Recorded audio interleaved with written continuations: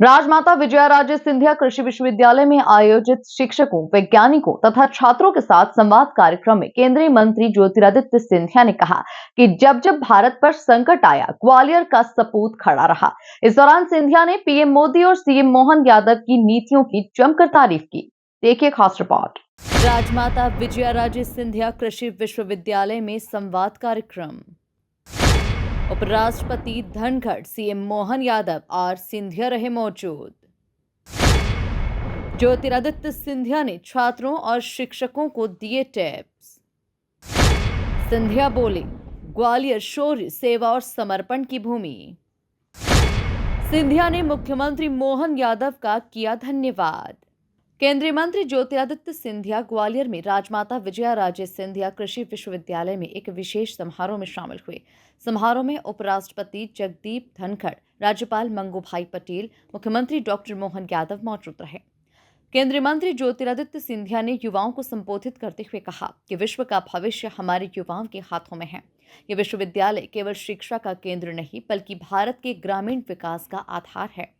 सिंधिया ने कहा कि हमारा ग्वालियर वीरों की भूमि है और जब जब देश पर संकट आया, इस माटी ने अपना कर्तव्य निभाया है। ये भूमि केवल वीरता में अग्रणी नहीं, बल्कि कृषि नवाचार में भी अग्रसर है। फैकल्टी, अध्यापक और सबसे महत्वपूर्ण ग्वालियर, चंबल, मध्य प्रदेश और देश और अतिशयोक्ति नहीं होगी अगर मैं कहूं कि विश्व का भविष्य मेरे नौजवान साथी जो यहां उपस्थित हैं।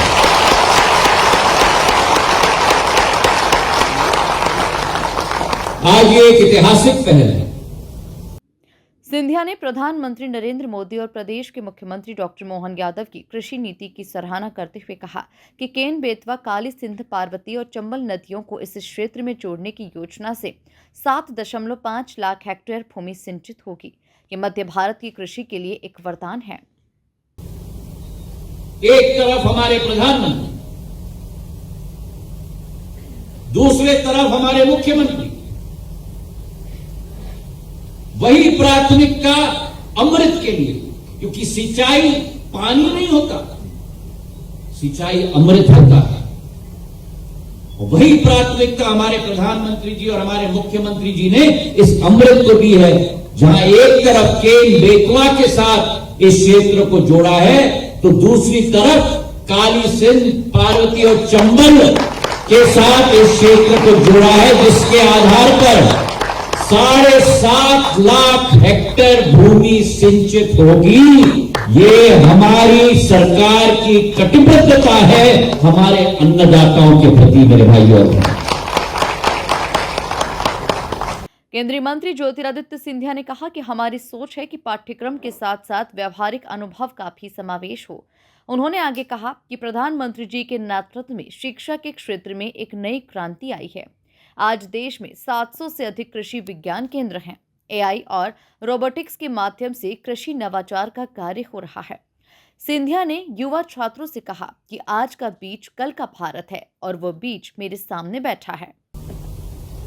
जब कृषि की हम चर्चा करते हैं,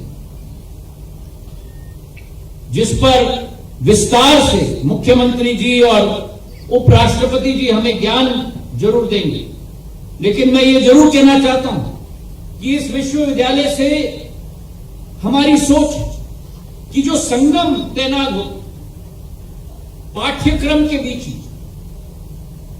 और अनुभव के बीच, वो जो संगम होगी, जब मिट्टी को सौगंध के साथ ज्ञान की सिहाई धुलती है, तो वो केवल फसलों को तैयार नहीं करती, वो देश को आत्मनिर्भर कराती है। और उसी के साथ हल और किताब जब मिलते हैं, तो खेतों में अनाज के साथ साथ भारत को सक्षम बनाने की क्षमता प्रदान करते हैं। आज देश के अंदर प्रधानमंत्री जी के नेतृत्व में कृषि के क्षेत्र को एक नई क्रांति दी गई। शिक्षा के संस्थाएं, 700 कृषि विज्ञान केंद्र स्थापित हुए। हमारे देश में आईकार्ड,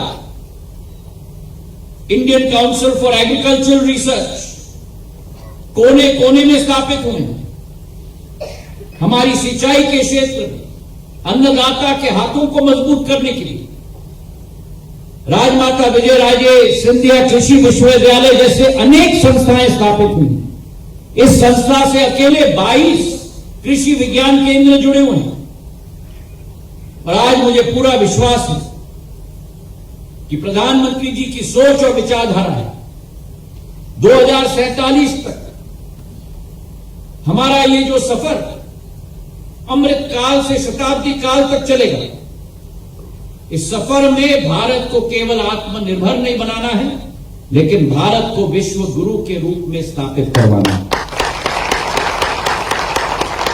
कुल मिलाकर राजमाता विजयाराजे सिंधिया कृषि विश्वविद्यालय में सिंधिया और मोहन ने प्राध्यापकों, वैज्ञानिकों और विद्यार्थियों के साथ शिक्षा, शोध तथा नवाचार के विविध आयामों पर अपने मंत्र दिए। Bureau report, MP news, Gwalior.